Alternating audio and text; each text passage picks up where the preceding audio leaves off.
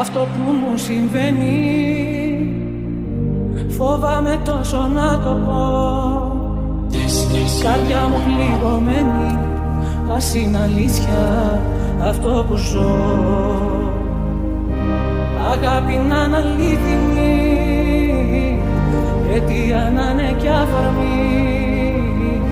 Σ' αυτά τα μάτια που κοιτώ, τον έρωτα να βρω.